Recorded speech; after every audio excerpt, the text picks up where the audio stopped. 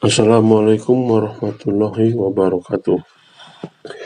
Para adik sekali, kita melanjutkan masalah yang kemarin ya, yang kita janganlah kamu ya. Jadi kemarin sudah sampai surat Al-An'am ya. Sekarang kita masuk ke surat Al-A'raf. Al-A'raf ya. Ada 10 ayat, apa saja isinya? Pertama ayat 3. Ikutilah apa yang diturunkan kepadamu dari Tuhanmu, dan janganlah kamu ikuti selain Dia sebagai pemimpin. Ya, ini perintah agar kita mengikuti apa yang diturunkan Allah kepada Nabi Muhammad melalui hadis dan Qur'annya, sunnahnya ya. Kemudian ayat 19.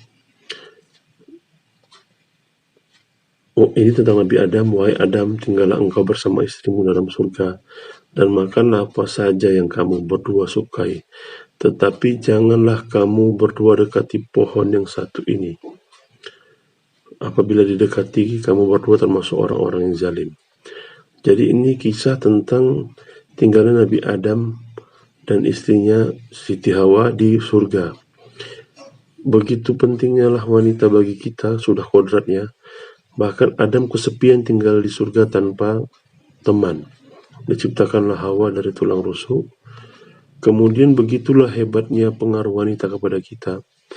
Adam sudah berjumpa dengan Allah, Adam sudah ada di surga, dan Adam gak kekurangan satu apapun. Iblis tidak bisa menggoda Adam, tapi iblis mendekati istrinya Siti Hawa untuk menggoda Adam, mendekati pohon yang dilarang. Dan terjadilah maka Nabi Adam diturunkan ke bumi, menjadi kafilah di bumi. Jadi ini juga pelajaran bagi kita bahwasanya mungkin iblis tidak bisa membisikkan kita langsung, tapi melewati orang-orang dekat kita seperti istri kita atau anak-anak kita. Ataupun iblis merubah kita perlahan-lahan. Dia nggak langsung merubah kita menjadi murtad, akan tetapi dia mempengaruhi kita dari mulai telat sholat, kemudian tidak sholat, pelit, kemudian sombong, dari hal-hal kecil, sehingga membesar dan kita terjebak dalam kefasikan. Nauzubillah min dzalik. Kemudian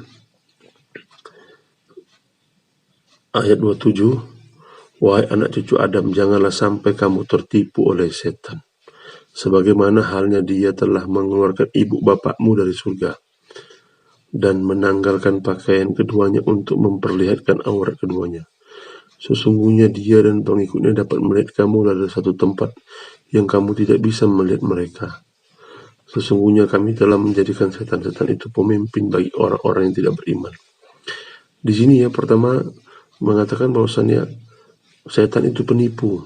Yang kedua, sampai-sampai ibu bapak kita, Nabi Adam dan Siti Hawa, ditipunya sehingga keluar dari surga karena mendekati pohon kuldi. Kemudian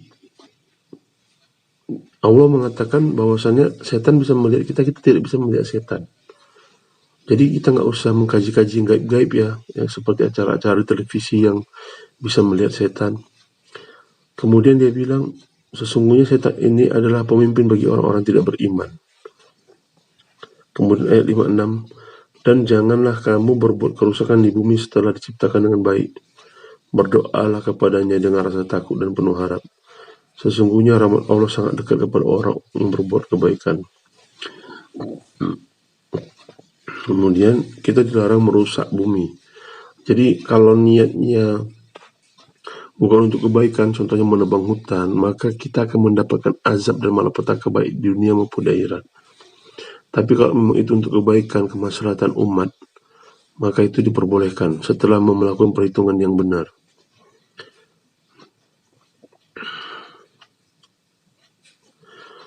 Kemudian ayat 74, khalifah-khalifah setelah kaum Ad, dan menempatkan kamu di bumi, di tempat yang kamu didirikan di bumi. Maka ingatlah nikmat-nikmat Allah, dan janganlah kamu membuat kerusakan di bumi. Kita dilarang membuat kerusakan di bumi ya. Sebelumnya udah banyak kaum-kaum sebelum kita yang udah dipercaya oleh Allah. Di sini Allah sebutkan setelah kaum Ad.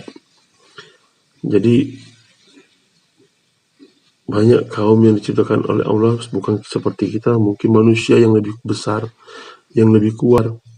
Kalau dalam sejarah yang kita dengar, pada zaman Nabi Ibrahim, pasukan Raja Namrud itu tidak pernah terkalahkan dan sangat kuat. Begitu juga dengan kaum Ad dan yang lain-lain.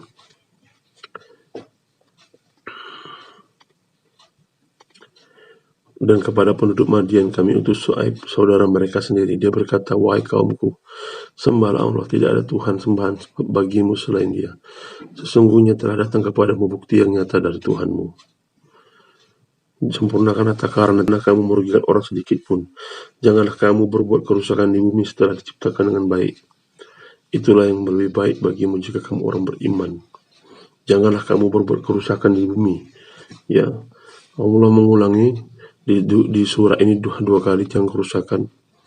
Dan janganlah kamu duduk di setiap jalan dengan menakut-nakuti dan menghalang-halangi orang-orang beriman dari jalan Allah dan ingin membelokkannya. Ingatlah ketika kamu dahulunya sakit, lalu Allah memperbanyak jumlah kamu. Dan perhatikanlah bagaimana kesudahan orang-orang berbuat kerusakan. Allah memberikan ancaman ini ya. Dia bilang, coba lihat tuh kalau kau membuat kerusakan, kayak mana orang-orang udah berbuat kerusakan.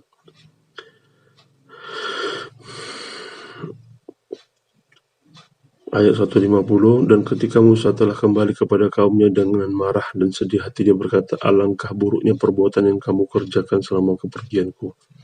Apakah kamu hendak mendahului janji Tuanmu? Musa pun melemparkan lau itu dengan memegang kepala saudaranya Harun sambil menarik ke arahnya. Harun berkata, wahai anak ibuku, kaum ini telah menganggapku lemah dan hampir saja mereka membunuhku. Sebab itu janganlah engkau menjadikan musuh-musuh menyoraki melihat kemalanganku. Dan janganlah engkau jadikan aku sebagai orang-orang yang zalim. Baru yang terakhir, dan ingatlah Tuhanmu dalam hatimu dengan rendah hati dan rasa takut. Dan dengan tidak mengeraskan suara pada waktu pagi dan petang. Dan janganlah kamu termasuk orang-orang yang lengah. Ya, itulah larangan yang ada di Al-Arab, bahwasanya kita dilarang mengikuti setan, dilarang melakukan kerusakan di bumi, itu dilarang mengikuti setan, dilarang tergoda, karena sudah dicontohkan Nabi Adam dan Nabi-Nabi sebelumnya. Dan setan itu menggoda kita tidak hanya melalui kita langsung, tapi bisa melalui orang-orang dekat kita atau orang-orang yang kita kagumi, ya. Jadi kepada adik-adik sekalian, jangan sampai kita tertipu oleh setan, karena begitu hebat tipu daya setan. Dan yang paling penting, kita minta perlindungan dari Allah, karena hanya Allah yang bisa menyelamatkan kita dari godaan setan. Semoga bermanfaat. Billahi taufiq wal hidayah. Assalamualaikum warahmatullahi wabarakatuh.